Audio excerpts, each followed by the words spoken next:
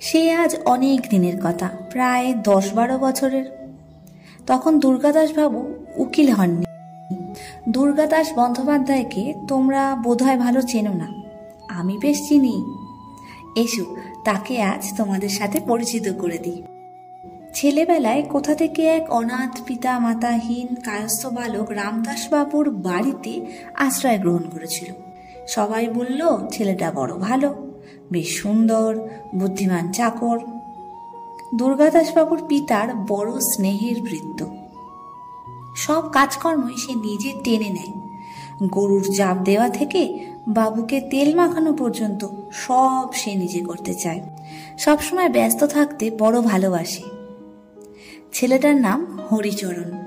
গৃহিণী প্রায়ই হরিচরণের কাজকর্মে অবাক হতেন, মাঝে মধ্যে তিরস্কার করতেন, বলতেন, হরি, অন্য চাকর আছে, তুই ছেলে মানুষ, এত খাটিস কেন? হরির দোষের মধ্যে ছিল সে বড় হাসতে ভালোবাসত। হেসে উত্তর করত, মা, আমি তো গরিব লোক, চিরকাল খাটতেই হবে, আর বসে থেকেই বা কি হবে মা। এরকম কাজকর্মে সুখে স্নেহে হরিচরণের প্রায় 1 বছর কেটে গেল। সুরো রামদাস বাবুর ছোট মেয়ে।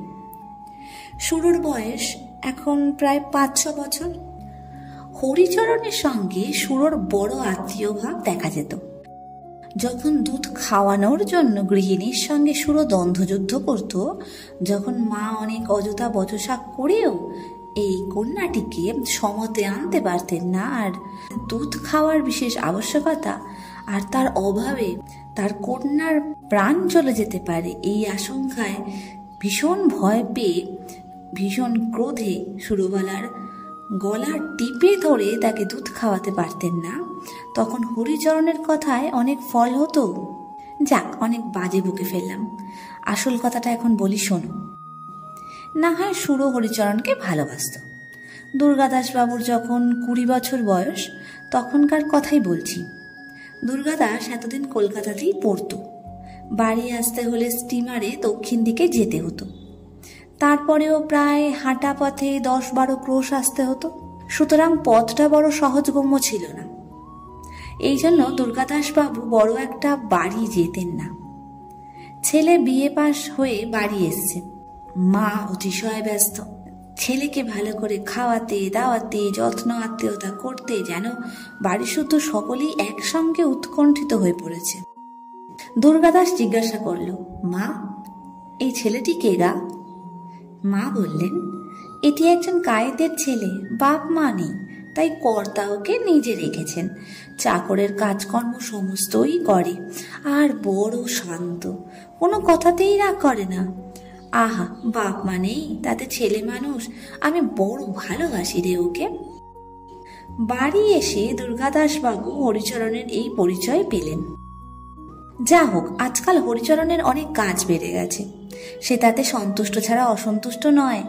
ছোট বাবুকে অর্থাৎ দুর্গাদাস বাবুকে স্নান করানো, দরকার মতো জলের গাড়ু, ঠিক সময় পানির ডিবে, উপযুক্ত অবসরে হুকো ইত্যাদি জোগাড় করে রাখতে হরিচরণ বেশ পটু।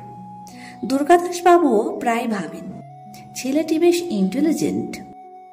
সুতরাং কাপড় কোচানো, তামাক সাজা প্রভৃতি কাজ হরি না করলে দুর্গাদাস বাবুর পছন্দ হয় না। আজ দুর্গাদাস বাবুর একটা জাঁকালো ভোজের নিমন্ত্রণ আছে, বাড়িতে খাবেন না, সম্ভবত অনেক রাত্রে ফিরবেন। এইসব কারণে হরিচরণকে রোজের কাজকর্ম সেরে রেখে শুতে ভুলে গেছেন। এখন হরিচরণের কথা বলি। দুর্গাদাস বাবু বাইরের বসবার ঘরে রাত্রে শুতেন। তার কারণ অনেকেই জানে না। আমার বোধহয় গৃহিণী বাপের বাড়িতে থাকায় বাইরের ঘরে শোয়াটাই তার অধিক মনোনীত ছিল। রাত্রে দুর্গাদাস বাবুর বিছানা করা, তিনি শুলে তার পা টিপে দেওয়া ইত্যাদি কাজ হরিচরণের ছিল।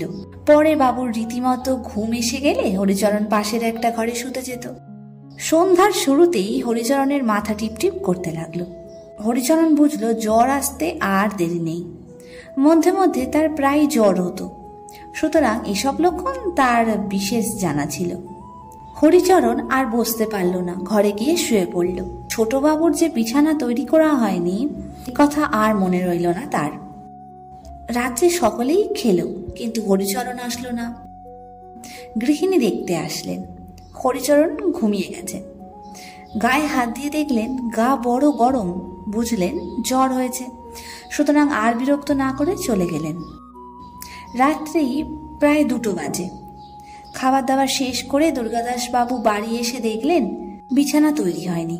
একে ঘুমের ঘোর, তাতে আবার সমস্ত পথ কি করে বাড়ি গিয়ে চিত হয়ে শুয়ে পড়বেন, আর হরিচরণ তার পা টিপে দিতে থাকবে, এবং সেই সুখে অল্প তন্দ্রার ঝোঁকে গুড়গুড়ির নল মুখে নিয়ে একেবারে সকাল হয়েছে দেখতে পাবেন ইত্যাদি ভাবতে ভাবতে এসেছিলেন। একেবারে হতাশ হয়ে খুব রেগে উঠলেন। খুব রেগে 2-4 বার হরিচরণ, হরি হরি ইত্যাদি বলে চিৎকার করলেন। কিন্তু কোথায় হরি? সে জ্বরের প্রকোপে অজ্ঞান হয়ে পড়ে আছে। তখন দুর্গাদাসবাবু ভাবলেন বেটা ঘুমিয়ে পড়েছে। ঘরে গিয়ে দেখলেন বেশ মুড়ি দিয়ে শুয়ে আছে। আর সহ্য হলো না তার। ভয়ানক জোরে হরির চুল ধরে টেনে তাকে বসাবার চেষ্টা করলেন, কিন্তু হরি ঢলে বিছানার ওপর আবার শুয়ে পড়ল। তখন প্রচণ্ড রেগে দুর্গাদাসবাবু হিতাহিত জ্ঞান শূন্য হলেন। হরির পিঠে বুট দিয়ে পদাঘাত করলেন। সেই ভীম প্রহারে হরিচরণের জ্ঞান এসে গেল। সে উঠে বসল। দুর্গাদাসবাবু বললেন, কচি খোকা, ঘুমিয়ে পড়েছ? বিছানাটা কি আমি করব? কথায় কথায় রাগ আরো বেড়ে গেল। হাতের বেত দিয়ে হরিচরণের পিঠে 2-3 মারলেন। হরি রাত্রে যখন পা টিপে দিচ্ছিল তখন 1 ফোঁটা গরম জল বোধহয় দুর্গাদাসবাবুর পায়ের ওপর পড়েছিল। সমস্ত রাত দুর্গাদাসবাবুর ঘুম হয়নি। 1 ফোঁটা জল বড়ই গরম বোধ হয়েছিল।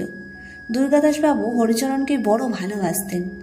তার নম্রতার জন্য সে দুর্গাদাসবাবুর কেন সকলেরই প্রিয় পাত্র ছিল। বিশেষ এই মাসখানেকের ঘনিষ্ঠতায় সে আরো প্রিয় হয়ে দাঁড়িয়েছিল। রাত্রে কতবার দুর্গাদাসবাবুর মনে হলো যে একবার দেখে আসেন কত লেগেছে, কত ফুলেছে হরির। কিন্তু সে যে চাকর, তা তো ভালো দেখায় না।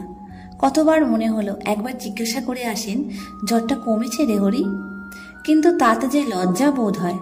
সকালবেলায় হরিচরণ মুখ ধুয়ে জল এনে দিল, তামাক সেজে দিল। দুর্গাদাসবাবু তখনও যদি বলতেন, আহা সে তো বালক মাত্র, তখনও তো তার 13 বছরও পার হয়নি। বালক বলেও যদি একবার কাছে টেনে নিয়ে দেখতেন যে তার বেতের আঘাতে কিভাবে রক্ত জমেছে, তার জুতোর কাঠিতে ফুলে উঠেছে। বালককে আর লজ্জা কি? বেলা 9টার সময় কোথা থেকে একখানা টেলিগ্রাম আসলো। তারের সংবাদে দুর্গাদাসবাবুর মনটা কেমন বিচলিত হয়ে উঠল। খুলে দেখলেন স্ত্রীর বড় অসুখ। ধরাস করে বুকখানা 1 হাত বসে গেল। সেদিনই তাকে কলকাতায় চলে আসতে হলো। গাড়িতে উঠে ভাবলেন, ভগবান বুঝিবা প্রায়শ্চিত্ত হয়। প্রায় মাসখানেক হয়ে গেছে। দুর্গাদাসবাবুর মুখখানি আজ বড় প্রফুল্ল। তার স্ত্রী এ যাত্রা বেঁচে গেছেন। বাড়ি থেকে আজ একখানা চিঠি এসছে। চিঠিখানি দুর্গাদাসবাবুর ছোট ভাই লিখেছে। তলায় এক জায়গায় পুনশ্চ বলে লিখেছেন, বড় দুঃখের কথা, কাল সকালবেলা 10 দিনের জ্বরে হরিচরণ মারা গেছে। মরবার আগে সে অনেকবার আপনাকে দেখতে চেয়েছিল। আহা, পিতৃমাতৃহীন অনাথ। ধীরে ধীরে দুর্গাদাসবাবু চিঠিখানা ছিঁড়ে ফেলে দিলেন।